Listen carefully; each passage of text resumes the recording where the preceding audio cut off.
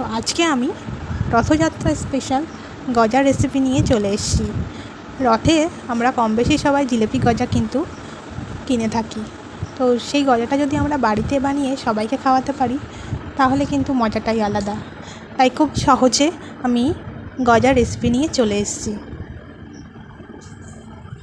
তো তার জন্য একটা পাত্রে মেজারিং কাপের 2 কাপ আমি ময়দা নিয়েছি, মোট 400 গ্রাম।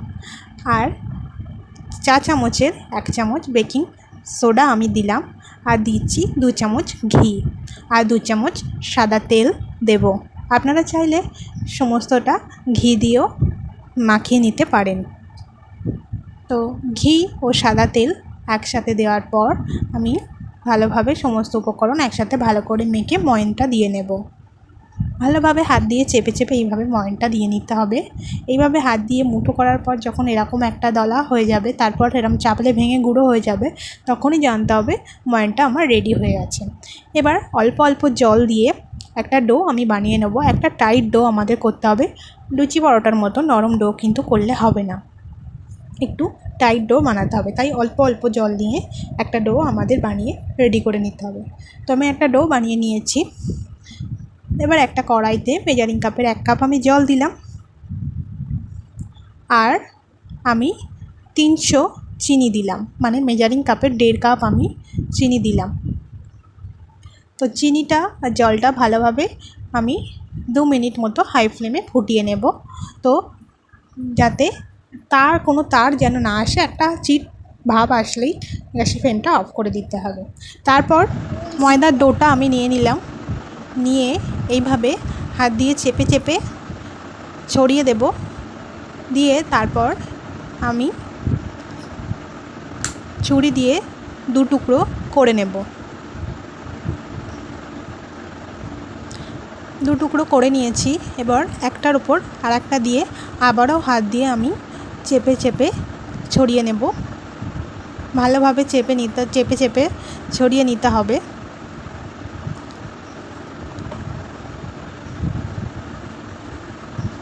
তারপর আবারও আমি ছুরি দিয়ে 2 টুকরো করে নেব। তারপর আবারও একটা লেয়ার দিয়ে এইভাবে চেপে চেপে ছড়িয়ে নিয়ে আবারও 2 টুকরো করে নেব। এইভাবে যতবার 2 টুকরো করে কেটে বারবার লেয়ার দিয়ে এইভাবে চেপে চেপে নেওয়া হবে এবং আবারও কেটে আবারও লেয়ার দিয়ে নেওয়া হবে, তত কিন্তু গজার ভিতরে রসটা ভালোভাবে ঢুকবে। তো আমি মোট এইরকমভাবে 10 বার এইভাবে কেটে ও বারবার লেয়ার দিয়ে নেব। মোট 10 বার আমি এইভাবে করে নিচ্ছি। আপনারা চাইলে আরও বেশিও করতে পারেন, তবে 10 বার করলেই হবে। তো এইভাবে আমি হাত দিয়ে চাপছি ও 2 টুকরো করে কেটে নিচ্ছি। ভালোভাবে দেখে নিন, ঠিক এইভাবেই কিন্তু করতে হবে, কেটে নিতে হবে এবং একটার উপর আবার আরেকটা দিয়ে চেপে চেপে ভালোভাবে চেপে কেটে নিতে হবে। তো তারপর 10 বার করার পর আমি একটু লম্বা করে চৌকো করে শেপ দিয়ে নিয়েছি। তারপর ছুরি দিয়ে এইভাবে আমি টুকরো টুকরো করে কেটে নিচ্ছি।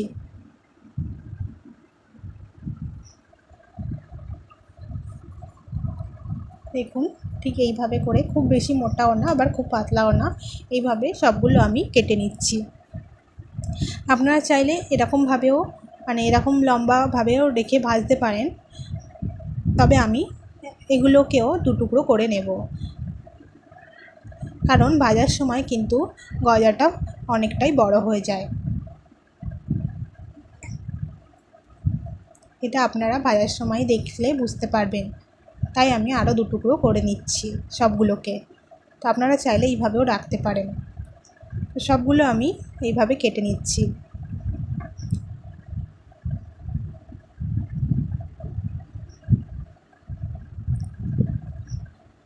দেখেই বুঝতে পারছেন কত সুন্দর সবগুলোতে একটা লেয়ার চলে এসছে।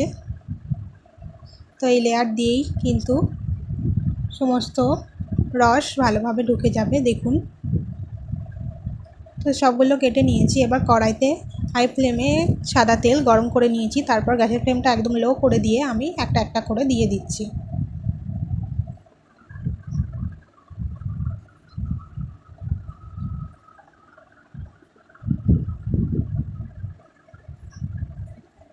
গ্যাসের ফ্লেমটা একদম লোতে রেখেই কিন্তু ভাজতে হবে। দেখুন আমি এক পিঠ আমার ভাজা হয়ে গেছে, সবগুলো আবার উল্টে দিয়েছি। একটু টাইম নিয়ে গ্যাসের ফ্লেমটা লোতে রেখেই কিন্তু আমাদের ভেজে নিতে হবে, তা নইলে ওপর থেকে লাল হয়ে যাবে, মুচমুচে হয়ে যাবে, ভিতরে কিন্তু কাঁচা থেকে যাবে। তাই একটু টাইম নিয়ে এইভাবে করে ভেজে নিতে হবে। আমার সমস্ত গজা ভাজা হয়ে গেছে, আমি এবার তুলে নিচ্ছি। দেখুন, দেখলেই বুঝতে পারবেন কতটা নরম, ভাজার সময় কিন্তু কিছু কিছু ভেঙেই যাচ্ছে, এতটাই নরম। আমি সবগুলো তেল থেকে তেল ঝরিয়ে তুলে নিচ্ছি। তারপর যে চিনি শিরাটা বানিয়ে রেখেছিলাম, এটা কিন্তু অনেকক্ষণ আগেই করা হয়েছে, তাই ঠান্ডা হয়ে গেছে। আর গজাটা কিন্তু ভাজার পর সঙ্গে সঙ্গে দেবেন না, কিছুক্ষণ ঠান্ডা করে তারপর দেবেন। তো আমি 2-3 মিনিট মতো রাখার পর তারপর রসের মধ্যে এক এক করে দিয়ে দিচ্ছি। রসের মধ্যে দিয়ে এইভাবে আমি নাড়াচাড়া করব। 1 মিনিট মতো নাড়াচাড়া করব যাতে রসটা ভালোভাবে ঢুকে যায়। 1 মিনিট মতো এইভাবে রসের মধ্যে রেখে দিলেই ভালোভাবে রসটা কিন্তু গজার ভিতরে ঢুকে যাবে। আপনারা যদি একটু বেশি মিষ্টি খেতে পছন্দ করেন তাহলে চিনির পরিমাণটা বাড়িয়ে দিতে পারেন। তো এইভাবে আমি 1 মিনিট রাখার পর উল্টে পাল্টে নিয়ে তুলে নিয়েছি। দেখুন কত সুন্দর, একদম দোকানের মতো গজা বাড়িতেই আমি বানিয়ে ফেলেছি। আপনারাও বানিয়ে ফেলুন এবং উল্টো রথে সবাইকে বাড়ির সবাইকে বানিয়ে খাওয়ান। বাকিগুলো আমি এইভাবে রসের মধ্যে দিয়ে 1 মিনিট মতো ভিজিয়ে রেখে দেব, দিয়ে উল্টে পাল্টে নিয়ে 1 মিনিট এইভাবে রেখে দেব।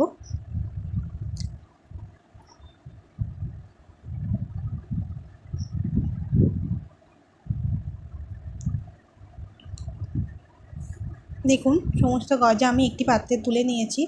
ঠিক একদম পারফেক্ট দোকানের মতো গজা আমি বানিয়ে ফেলেছি। মানে দেখতেও যেমন সুন্দর হয়েছে, খেতেও কিন্তু খুবই সুন্দর।